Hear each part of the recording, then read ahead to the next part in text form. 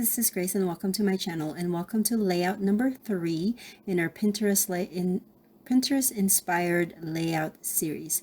So for this one I am using a magazine layout, and I will put that in the blog post for this particular layout. Now I am going to utilize my blog for this specific series just because I feel like I can get the images from my Pinterest board easier to put it on there rather than putting it on the video. I could put it on the video as well, but I just feel like it'd be easier for you to see it, especially with like the inspiration, and then right below that will be the layout. So you can definitely see how I have utilized the inspiration for my layout. So make sure you check the description box below.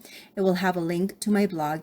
It will also have a link to my Pinterest boards, just in case you want to see more inspiration or you're interested in seeing what I am trying to capture in my boards for future inspirations for projects. So the magazine layout that I am basing the design off of is very clean and simple.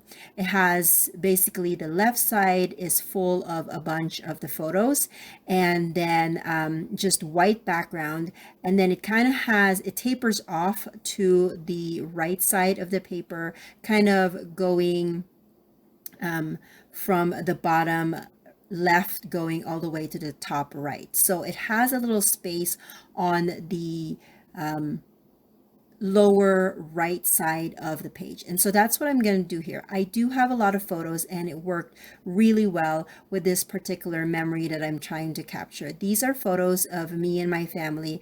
We take, I want to say an annual trip, but we didn't take it last year, so I can't really say annual anymore. But we always go to the nearest body of water that we have from our city. We live in Colorado, so we're kind of, and we live in a city, so we don't have beaches like what we had in California. So the closest body of water that we have near to us will be Pueblo Reservoir, and so that's where we go for during the summer, and we usually camp over there. We have a specific spot that we like to camp at, and then we play in the water.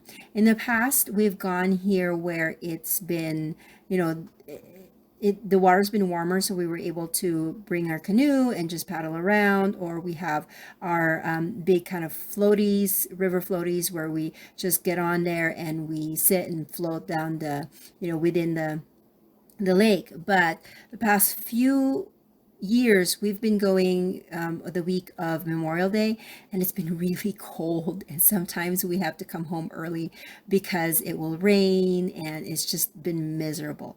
But we still go because it's just our tradition. This time around, we had invited some friends, but we ended up not spending a lot of time with them because it rained on the day that we all went, and then their campsite was far from us. We weren't like close together, and so we were kind of doing our own thing. And then the day after, because we were only camping for a day, for a night. And then the following day, we just kind of got together when we were basically putting stuff away and packing up. But it was a very cold day. And I'm not sure if you can see, but in some of the pictures, I was wearing a sweater. I had my bathing suit inside my dress, but it was just so cold.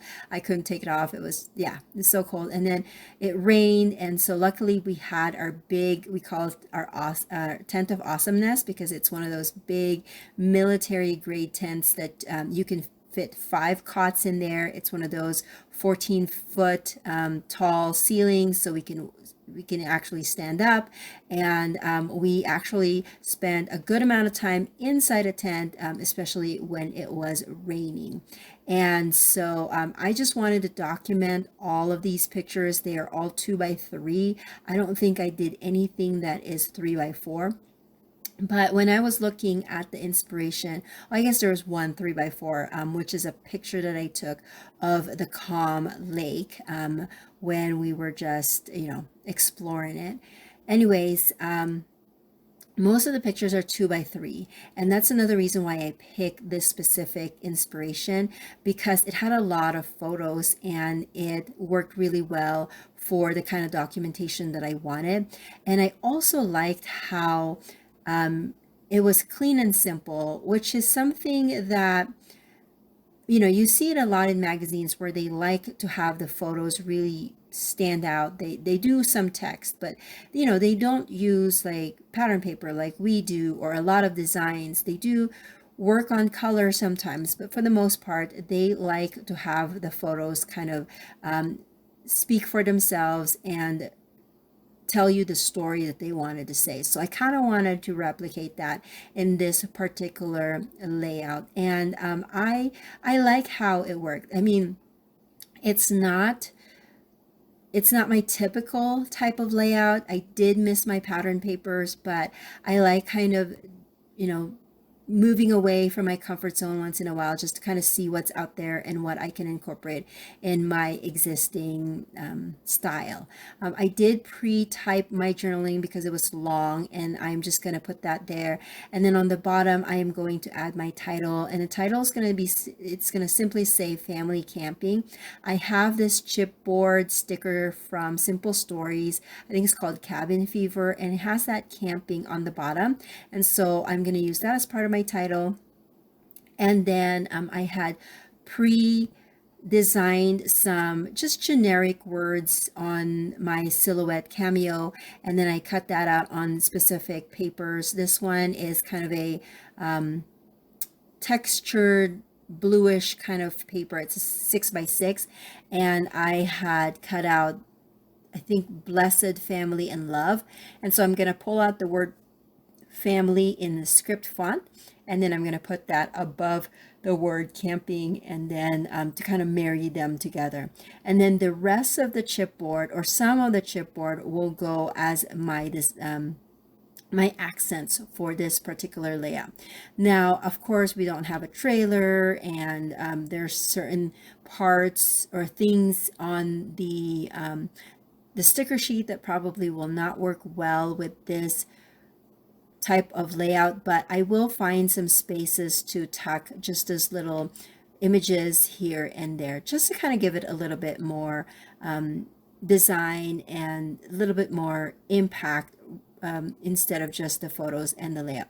Although I do like the simple design, of course, I can't just go all the way to the extreme, because I think that's the hard part when we're trying a new style, is that we go all the way to the extreme, and of course that doesn't feel natural to us because that's not our existing style. So I would say, if you want to try something like, say, I don't know, mixed media or something like that, don't go all the way to the extreme like you see in other people. Just try a little bit of that style here, or that technique here and there, but stay true to your style, just so it's not too foreign to you when you're trying it out. I hope that helps. Anyways, if you are new to my channel or new to this series, I have decided that I will create 10 layouts, one for each of the one for each of the Pinterest boards that I have saved specifically for scrapbooking and paper crafting. And I have saved a lot of boards. I am a Pinterest lover. I love that, you know, you can save some things that you would like to remember for next time. It also helps me when I'm in the middle of a project and I just want like just a board focused on that particular assignment, whether that's for work or for personal. I just love Pinterest. So but I did notice recently that I have saved a lot of inspiration there, but I've never really like translated that inspiration to a layout. And so that's what I'm doing here. I have 10 layouts that I was able to create, and this is layout number 3, and they all vary. Some are your typical sketches, some for actual layout inspiration, color. This one is for like design, style design that I took from a magazine. Anyways, all of these inspiration will be here in my YouTube channel along with my blog, so make sure you check it out, and I will see you guys in the next video. Bye.